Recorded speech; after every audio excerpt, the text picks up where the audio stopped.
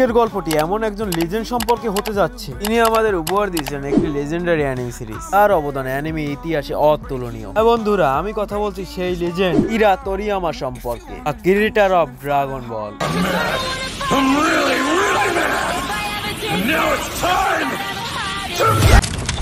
Dragon বলের স্রষ্টা Akira তোরিয়ামা 1955 সালের 5 এপ্রিল জাপানের নিগাতা প্রদেশে জন্মগ্রহণ করেন তিনি। ওইসব থেকেই তিনি ছবি আঁকতে পছন্দ করতেন, তাই তিনি পৃথিবীকে এক অন্য রূপে দেখতেন। আর এই অন্যরকম দৃষ্টিভঙ্গির কারণে মাঙ্গা শিল্পের মাধ্যমে আমাদেরকে তিনি উপহার দিয়েছেন ড্রাগন বলের মতো একটি অ্যানিমে সিরিজ। তার কারণে তিনি আজ একজন মহান শিল্পী। যদিও প্রথম দিকে কমিক্সের জন্য তিনি ছোট ছোট কাজ করতেন, তবে তার ক্যারিয়ার শুরু হয় 1978 সালে। তখন তিনি ডক্টর স্ল্যাবস মাঙ্গা সিরিজের মাধ্যমে ব্যাপক পরিচিতি পান।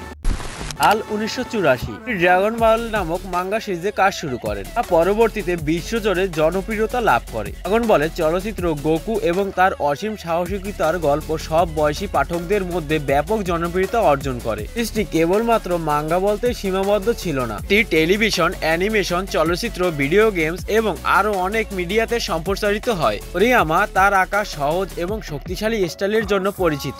মাঙ্গা চলচ্চিত্রকে প্রাণবদ্ধ এবং আকর্ষণীয় করে তোলে। ড্রাগন বলের সফলতার মাধ্যমে তিনি বিশ্বের সবথেকে প্রভাবশালী মাঙ্গা শিল্পীদের একজন হিসেবে পরিচিতি লাভ করেন। আর কাজের জন্য তিনি বহু পুরস্কারে ভূষিত হয়েছেন এবং মাঙ্গা শিল্পে তার অবদান আজও অমূল্য।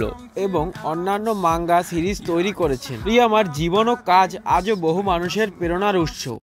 তিনি 2024 সালের 3রা জানুয়ারি মৃত্যুবরণ করেন।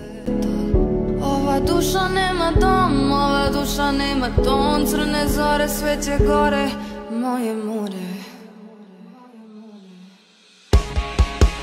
তো বন্ধুরা, তোমরা এরকমই অ্যানিমে রিলেটেড আরো ভিডিও দেখতে চাইলে এখনই সাবস্ক্রাইব করো অ্যানিমেক্স।